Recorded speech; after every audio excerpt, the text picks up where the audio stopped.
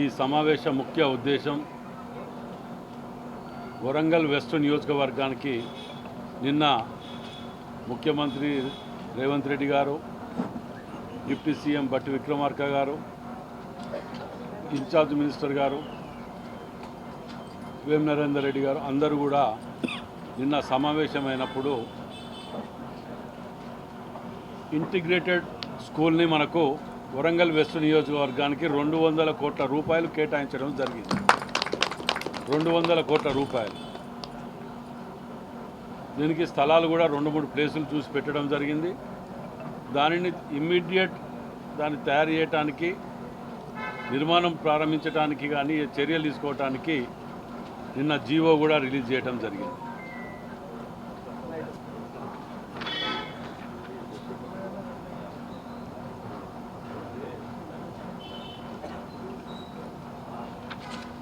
అభివృద్ధి ధ్యేయంగా మేము ఎన్నో సంక్షేమ పథకాలని ఒకటో రెండో అంటే చెప్పుకుంటూ పోవచ్చు, కానీ కనపడని వాళ్ళకి ఎట్టాగా ఉపడేయలేండి. కానీ కళ్ళున్న కబోదులకు వాటి గురించి పట్టించుకోవాల్సిన అవసరం కూడా లేదు వాస్తవానికి. కానీ చేసినవి చెప్పుకోవటానికి ముఖ్యమంత్రి గారికి కానివ్వండి, డిప్యూటీ సీఎం గారికి కానివ్వండి, ప్రభుత్వానికి కృతజ్ఞత చెప్పాలన్న ఆలోచనతోటి ఇలాంటి ఎన్నో సంక్షేమ పథకాలని ఇంకా ప్రవేశపెట్టబోయటానికి రేపు మధ్యాహ్నం కూడా 2 గంటలకు ఇన్ఛార్జ్ మినిస్టర్ గారు రివ్యూ మీటింగ్ పెట్టడం జరిగింది.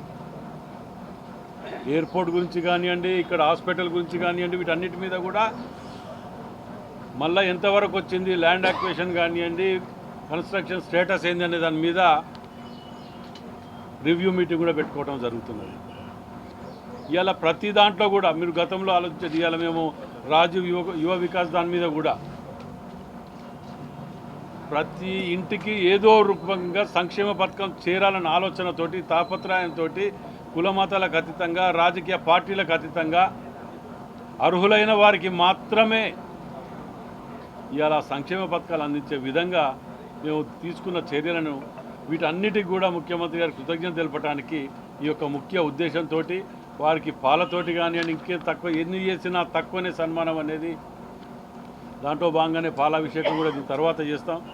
మరి ఈ ఇంటిగ్రేటెడ్ స్కూలుకు కూడా ఎంతోమంది పేద విద్యార్థులకు, బడుగు బలహీన వర్గాలకు చదువుకోవటానికి, వారి యొక్క సంక్షేమానికి అందరూ కూడా ఏదో ఇంగ్లీష్ మీడియంలో చదవాలి, నా పిల్లల్ని కష్టపడైనా కానీ పని చేసి కానీ నా పిల్లల్ని ఇంగ్లీష్ మీడియంలో పెద్ద పెద్ద స్కూళ్ళలో చదివించాలనే ఆలోచనతోటి తల్లిదండ్రులు, పేద కుటుంబాలకు కూడా ఉంటుంది. కాబట్టి వాళ్ళందరికీ కూడా ఇవాళ ఈ అవకాశాలు మంచి స్కూళ్ళలో చదివించడమే కాకుండా ఇవాళ మనం గతంలో చూసినాం, వారికి పెట్టే భోజన దాంట్లో కూడా ఎంత పర్సెంటేజ్ 40% ఎట్ ఏ టైం పెంచి వారికి కావలసిన భోజనాలు, కావలసినంత మంచి భోజనాలతో సన్న బియ్యంతో పెట్టించి ఏర్పాటు చేయడం జరిగింది.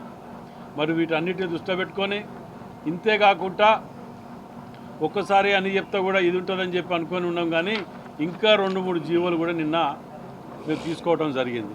వాటి మీద కూడా భద్రకాళి అమ్మవారి బండు గురించి కూడా అది రేపో ఎల్లుండో భద్రకాళి బండి కాలనే ప్రెస్ మీట్ పెట్టి అక్కడ మీరు అక్కడ ఈ విధంగానైనా మీ అందరికీ అక్కడ లోపల తిరిగి చూపించాలనే ఆలోచనతో ఆ ప్రెస్ మీట్లో అక్కడ మిగతా చెప్పాలనే ఆలోచనకు వచ్చినాం.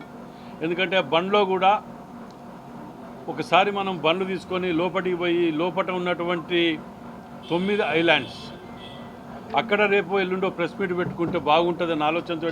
ఎందుకంటే జీవితంలో భద్రకాళి అమ్మవారి చెరువు మధ్యలోకి పోలేము. ఇవాళ నీళ్లు తీసేసి ఉన్నాయి కాబట్టి 40-50 ఏళ్ళ తర్వాత నీళ్లు తీసినాం కాబట్టి ఇవాళ ఆడికి పోగలుగుతున్నాం. కాబట్టి అక్కడ ప్రెస్ మీట్ పెట్టుకుంటే దాని మీద కూడా మన బ్రిడ్జ్ కానివ్వండి, ఇంకా చాలా ఉన్నాయి అక్కడ కూడా అలాట్మెంట్తో తీసుకున్నటువంటివి, వాటి గురించి కూడా మీకు వివరించడానికి.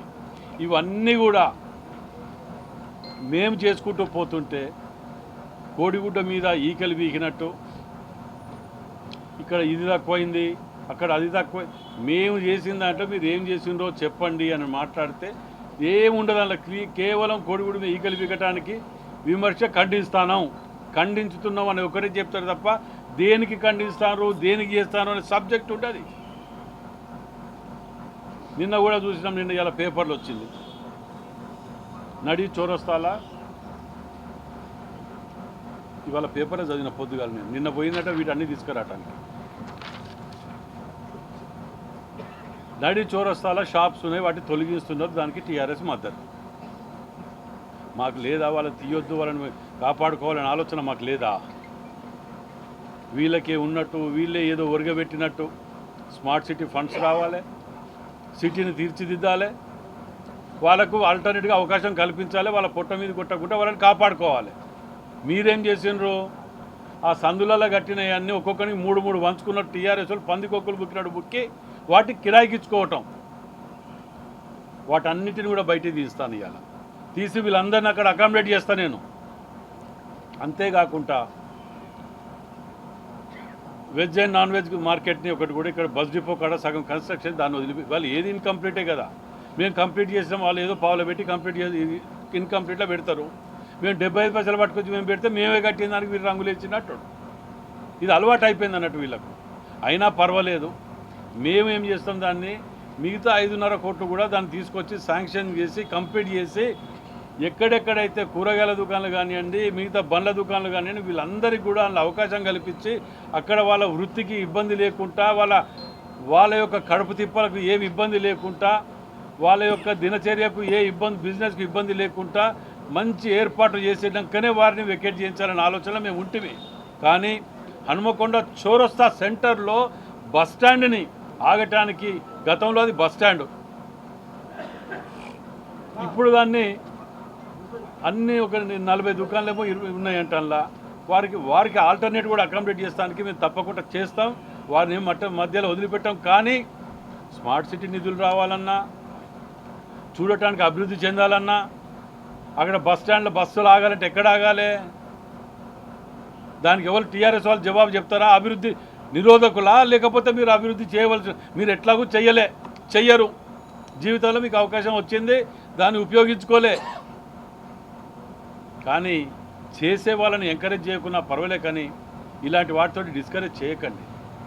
ఇవాళ మీ అందరి సాక్షిగా రేపు మీడియాని మీ అందరినీ తీసుకొని వాళ్ళు ఇచ్చిన దుకాణాలు బంద్ పెట్టి ఎన్ని ఉన్నాయి, వాళ్ళు ఎవరెవరి పేరు మీదలు ఉన్నాయి, ఎవరెవరికి రెంట్లు ఇచ్చుకుంటారు, ఒక్కొక్కరు 3 షాపులు తీసుకొని రోడ్ల మీద 4, 5 దుకాణాలు వాళ్ళ టీఆర్ఎస్ నాయకులు పెట్టుకొని వాటిని ఎవరెవరికి కిరాయికి ఇచ్చిండ్రో ఈ అన్ని దుకాణాలు తీస్తారు. వీళ్ళు అభివృద్ధి నిరోధకులు.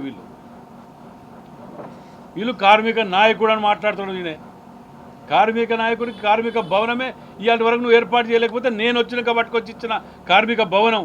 మేము ప్రాక్టికల్గా పోయే మనుషులం. మేము నీతిగా పొద్దుగాల మధ్యాహ్నం సాయంత్రం బొంకుకుంటా దాటి వేసిన దారిని లేదు మా దగ్గర. అయితే అవుతుంది, కాకపోతే కాదు. ఇవాళ నేను ఛాలెంజ్ చేస్తానా, ఏ నియోజకవర్గానికి రానని నిధులు వరంగల్ వెస్ట్ నియోజకవర్గానికి తీసుకొచ్చినా అని చెప్పి నేను దానికి క్యాలెండర్ రిలీజ్ చేస్తా. మీ 10 ఏళ్ళలో చేసినా మీరు చూపించండి. నేను చేయలేని అని నేను చేసిన, నేను చూపిస్తా. చేత కాదు, రారు. గతంలో అంటివి నా స్థాయి కాదు, ఆయన కార్పొరేట్ గెలవలేడు, ఆయనతో నా స్థాయి అని ఆయన గురించి మాట్లాడా అంటివి. మరి ఇవాళ నేనే ఎమ్మెల్యే, నేను మాజీ ఎమ్మెల్యేవు, నువ్వు ఇప్పుడు కార్పొరేటర్ కూడా కాదు, కనీసం డివిజన్ ప్రెసిడెంట్ కాదు, జిల్లా ప్రెసిడెంట్ కావచ్చు. ఇప్పుడైనా దాని మీద స్పందించుకో. ఏం చేసినావు హనుమకొండ జిల్లాకు జవాబు చెప్పు. నేను 100 చెప్తా, ఈ 15 నెలల్లో ఏం చేసినావు. చేత కాదు అంటే ఇంత 200 కోట్ల రూపాయలు ఇది. కార్పొరేషన్కు 78 కోట్ల రూపాయలు సీఎం గారు బయలుదేరేటప్పుడు కూడా సంతకం పెట్టా, జీవో పట్టుకొచ్చాడు. ఇవాళ రోడ్లు వదిలి ఎక్కడ కానీ పబ్లిక్ అవపడతలేదా? ఏం చేసినా ఏం చేయట్లేదు అనేది, ఎవరేం చేసినా అవపడతలేదా? చిన్న కొడుగుడ్డు మీద ఈకలు పట్టుకొని వాటిని పట్టుకొని ప్రతి నిమిషం పొద్దుగా లేస్తే అడ్డ మీదకి లేబర్ కూడా పోరు కావచ్చు, అంత ఇదిగా మేము రెగ్యులర్గా పని చేసుకుని తిరుగుతున్నాం వెళ్ళుకుంటా. ఒక కమిట్మెంట్ మీద జిల్లాలో పుట్టినాం, కాన్స్టిట్యున్సీలో పుట్టినాం, కాన్స్టిట్యున్సీ ప్రజలు నమ్మకంతో గెలిపించారు. ఏమి చెయ్యాలని తాపత్రయంతో పొద్దుగా వెళ్తే సాయంత్రం వరకు 3 జీవోలు పట్టుకొని వచ్చినాం. హైదరాబాద్ పోయి 4 పనులు చేసుకొని వచ్చినాం. ఇది మా కమిట్మెంట్. మీది టైంపాస్ పాలిటిక్స్. మీరు ఎక్కడ ఏం చేస్తున్నారు, ఏం చేసిండ్రు, గతంలో ఎటుపోయినరు అనేది ప్రజలందరికీ తెలుసు. కొత్తగా చెప్పవలసిన అవసరం ఏం లేదు. ఇలా ఇవాళ ఈ 200 కోట్ల రూపాయలు అంటే చిన్న విషయం కాదు. ఇది విద్యార్థి సంఘాలను కూర్చోబెట్టి 2 నెలల కింద విద్యార్థి సంఘాలను కూర్చోబెట్టి యూనివర్సిటీలో స్థానం ఇవ్వండి, అందరినీ కోఆర్డినేట్ చేసుకుంటూ వాళ్ళని రిక్వెస్ట్ చేసుకుంటూ నాకేమవసరం, నా ఇంటికి వస్తున్నది అది వాళ్ళందరినీ గడ్డం పట్టుకొని బతిలాడుకొని సర్క్యూట్ గెస్ట్ హౌస్లో కూర్చోబెట్టి బతిలాడుకొని జాగా ఇవ్వండి. యూనివర్సిటీలో వెనక సైడ్ ఉన్నది కదా, పోలీస్ ఆక్యుపై చేసుకున్న వాళ్ళది ఉన్నది, పేడపల్లి పోయే రూట్కు లెఫ్ట్ సైడ్కు ఉన్నది, ఎన్నో ఇది ఉన్నాయి కదా అక్కడ, ఆ జాగాలు ఇవ్వండి. వాటిలో ఈ 200 కోట్లు పెట్టి కడితే ఎంతోమంది విద్యార్థులకు మనం ఇది కలిసి అది కూడా ఎడ్యుకేషన్ హబ్కే ఇస్తున్నారు, వేరే దానికి ఇవ్వట్లేదు కదా అని రిక్వెస్ట్ చేస్తే ఆ రోజు 70-80% దాకా స్పందించారు. మిగతా వాళ్ళు కూడా కరెక్ట్ అన్న మేము ఆలోచించి చెప్తామని చెప్పడం జరిగింది. మీ ద్వారా మరోసారి యూనివర్సిటీ విద్యార్థులను మళ్ళీ రిక్వెస్ట్ చేస్తున్నాం, సహకరించండి విద్య గురించి, వీరన్నిటి గురించి. ఇది కూడా ప్రత్యేకంగా ఇది బడుగు బలహీన వర్గాలకు సంబంధించినటువంటిది, దీన్ని సహకరించండి. రాజకీయాలకు స్థానం కల్పించకుండా, విమర్శలు ప్రతి విమర్శలకు స్థానం కల్పించకుండా దీనికి అభివృద్ధికి మనిషి ఒక చెయ్యి వేయాలని చెప్పి మేధావులకు, విద్యార్థులకు అందరికీ మీడియా ద్వారా విజ్ఞప్తి చేస్తున్నాం. వాళ్ళు ఇచ్చిన జీవోని, వాళ్ళు చేసిన పాపాన్ని మేము ఏం చేయాలి? జీవో ఇచ్చిండ్రు 5 ఏళ్ళకా 10 ఏళ్ళకా అని ఇచ్చేసాను కదా వాళ్ళు. ఇప్పుడు నేను దాన్ని పోతే కోర్టుకు పోయి మాకు ఇచ్చిన జీవోని వెంట క్యాన్సిల్ చేస్తాను అడగరా? చేసినప్పుడు మొత్తుకున్నాం మేము, ఇయ్యక ముందుకు అది ఆపండి అని చెప్పి, ఓపెన్ కాకముందు మొత్తుకున్నాం, అన్నిటి ముందు మొత్తుకున్నాం, ఆపలే కదా. అట్లా దీని మీద కూడా మొత్తుకున్నాం, నల్ల జెండాలు పట్టుకొని కూర్చున్నాం. టైర్ రిటైరింగ్ ఫ్యాక్టరీ 10 సార్లు కూర్చున్నాం, జీవోలు ఇచ్చేసి అప్రూవల్ చేసి అన్ని ఆమోదాలు తీసుకున్నాక దానికి నేను చేసేది ఏముంటుంది?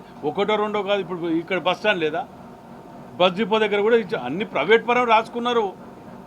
ఒక్కొక్క లీడర్లు ఒక్కొక్కరు సెటిల్ అయిపోవాలని రాసేసుకుని దుకాణం. అప్పుడు అది మొత్తుకొని చచ్చినాం.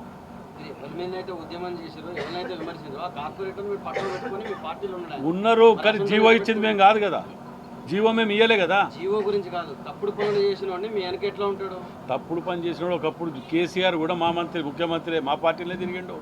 చంద్రబాబు నాయుడు కాంగ్రెస్లో జనరల్ సెక్రటరీ, వాళ్ళందరూ రాలేదా, కూర్చోలేదా? ఇప్పుడు మళ్ళీ సొంత దుకాణం పెట్టుకొని మళ్ళీ తిరుగుతలేడా? అవన్నీ రాజకీయంలో ఇవన్నీ మేము జీవో ఇవ్వకముందు మేము కొట్లాడినామా లేదా? జీవో వచ్చినాక మేమేం చేయగలుగుతాం?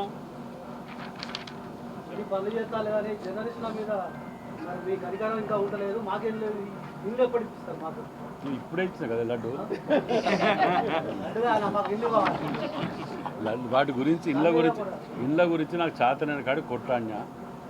నేను మీ అందరికీ తెలిసిన విషయమే, నేను ఎక్కడ కూడా నిర్లక్ష్యం చేయకుండా మీతో పాటు 10 సార్లు హైదరాబాద్కు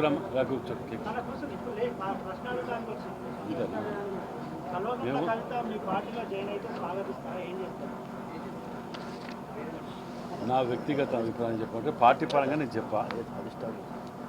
దాన్ని ఊహాగానాలతో ఉన్న దాని గురించి చర్చించడం అనేది ఇప్పుడు ఇది కాదు. ఎందుకంటే ఒక్కటైతే ఇప్పటికి చెప్పగలుగుతా, కవిత గారు ఇయాటికైనా నిజం మాట్లాడింది. దయ్యాలు భూతాలు ఉన్నాయని చెప్పింది చూసిందా, అది వాస్తవము. మరి ఆ దయ్యాలు భూతాలు ఎవరో కూడా ఆమె చెప్పాలి. ఎందుకంటే అమరవీరులటువంటి వాళ్ళ ఆత్మలు ఘోషిస్తున్నాయి. వాళ్ళ పేరు చెప్పుకొని బతికి ఇవాళ బయటకు వచ్చి ప్రభుత్వానికి వచ్చి 10 ఏళ్ళు నడుపుకుంటూ వాళ్ళ మీద పేలాలు ఎరక తిన్నారు వీళ్ళు. ఇవాళకైనా బయటకు వచ్చి మాట్లాడుతుంది. అయినా పార్టీ మునిగిపోయింది. అదో పంచారు అయిందంటే పంచారు దుకాణం పోయి అతుకు పెట్టుకోవచ్చు. 4 టైర్లు 4 దిక్కులు ఉరుకుతాను. 4 సీఎం కావాలంటే ఒక రాష్ట్రానికి సాధ్యమా? 4 వర్కింగ్ ప్రెసిడెంట్లు ఎత్తారు కానీ 4 సీఎంలు ఎత్తారా? పశ్చిమ నియోజకవర్గంలో నాయని అభివృద్ధి అడుగులు వేస్తున్నాడు, కానీ తనకు సంబంధం లేని నియోజకవర్గంలో అడుగుపెట్టి హల్చల్ చేసి ఎంజిఎంలో చేసిందనే ఒక ఆరోపణలు వస్తున్నాయి. దాని మీద వివరణ మీకు ఫస్ట్ ఆఫ్ ఆల్ ఏంటంటే తెలుసుకోవాల్సింది, నేను డెవలప్మెంట్ కమిటీ మెంబర్ని ఎంజిఎం.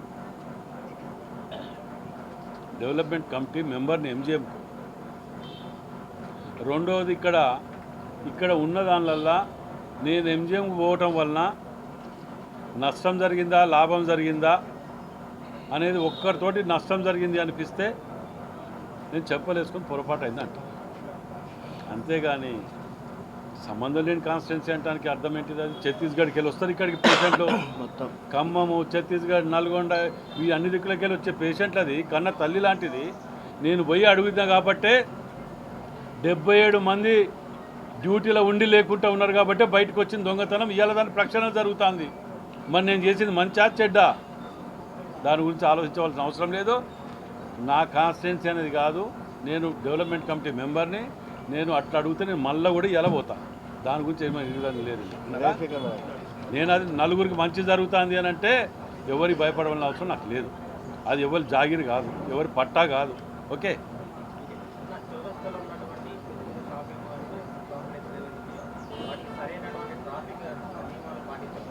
ప్రజల్ని ఇబ్బందులు గురి చేసినటువంటి పెద్ద షాపుల్ని ఏమనకుండా పేదవారిని కాయకష్టం చేసుకుని బతికే పేదవారి పైన నిన్న ఎలాంటి సమాచారం ఇవ్వకుండా కూరగాయలకు సైతం కూల్చివేశారని ఇక్కడ బాధితులు ఆందోళన వ్యక్తం చేశారు. దాన్ని ఎట్లా చూస్తారు? అంటే షాపింగ్ వారి మీద చర్యలు తీసుకోరా? ఇప్పుడు ఏం చేయండి అంటే బస్ డిపో నుంచి మీ నెంబర్ ఇవ్వండి, వాట్సాప్ చేస్తా. అన్నిటికీ మార్కింగ్ చేసి 19.5, 18.5, 15.5 మార్కింగ్ ఇచ్చి నోటీస్ ఇచ్చేయడం జరిగింది. ఏది పెద్ద పెద్ద వాటికి.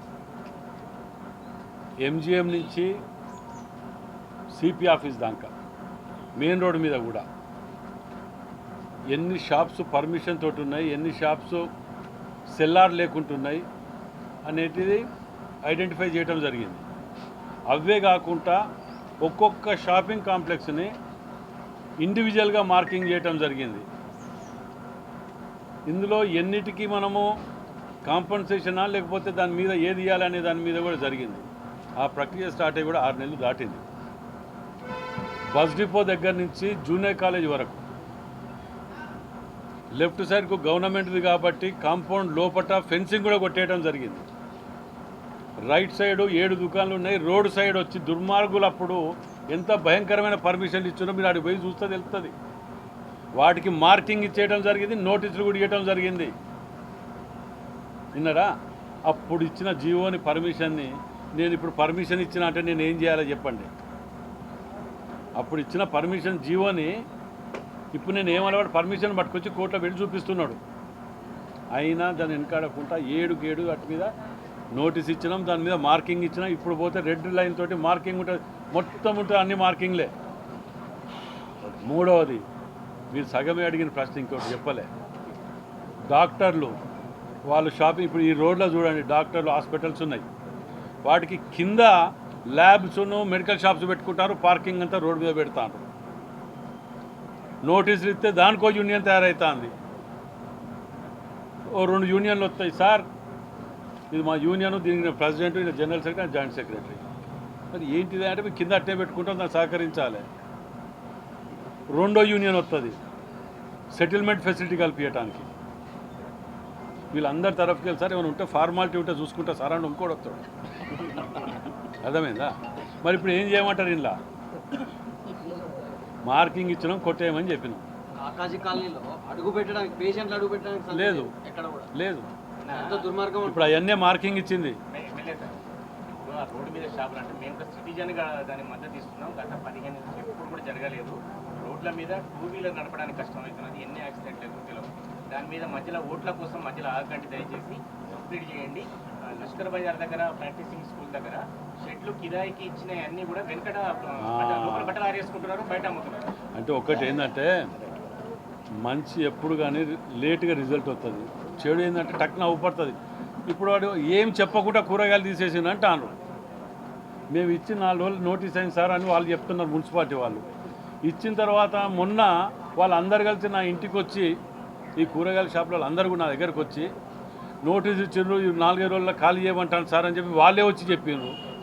ఇప్పుడు మీరు అడిగిన ప్రశ్నలు ఏమున్నది? ఏమి చెప్పకుండా తీసేయమన్నారు అన్నది. ఏమి చేయకుండా అన్నం తింటాడు అవడానికి ఆ పని చేస్తాడా?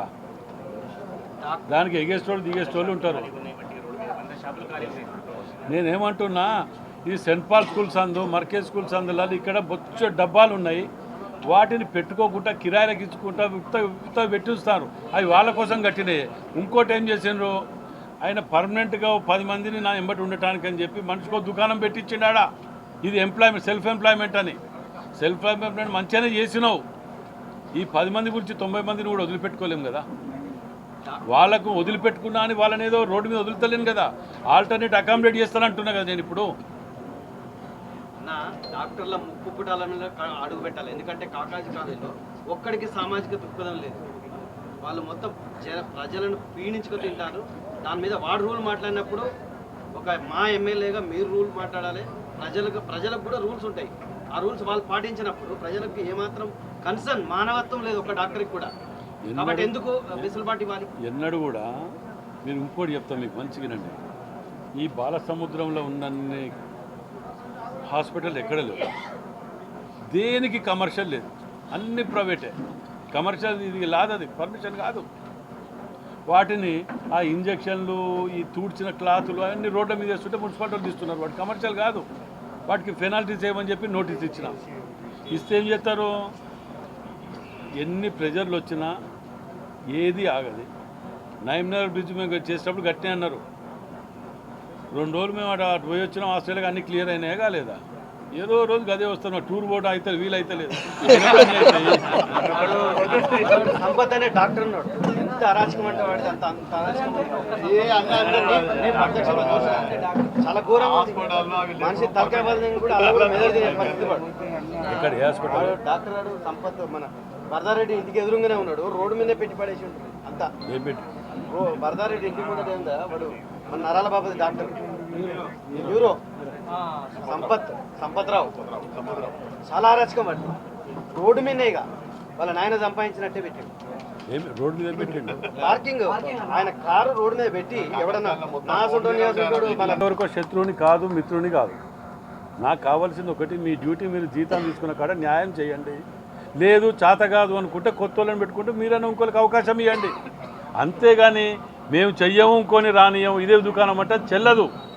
ఎవరే కానీ ఇంకోటి దాన్ని నీట్నెస్ అనేది మెయింటైన్ చేయాలనే ఉద్దేశంతో 6-7 తారీఖు లోపల మీకు చెప్పలేవన్నీ ఎందుకని కూడా 6-7 తారీఖు రోజు దామోదర్ రాజనరసింహ గారిని 2 రోజులు ఇక్కడ ఉండటానికి, వరంగల్ మీద హాస్పిటల్ మీద ప్రత్యేక శ్రద్ధ వహించడానికి, అదేవిధంగా సైన్స్ సెంటర్ కానివ్వండి, టీబీ హాస్పిటల్ కానివ్వండి, వీటన్నిటిని కూడా పర్యవేక్షించడానికి, రివ్యూ చేయడానికి, ఈ హాస్పిటల్ కూడా 2 నెలల్లో 3 నెలల్లో కంప్లీట్ చేయాలి అని చెప్పి సెంటర్ జైలు దగ్గర ఉన్నా.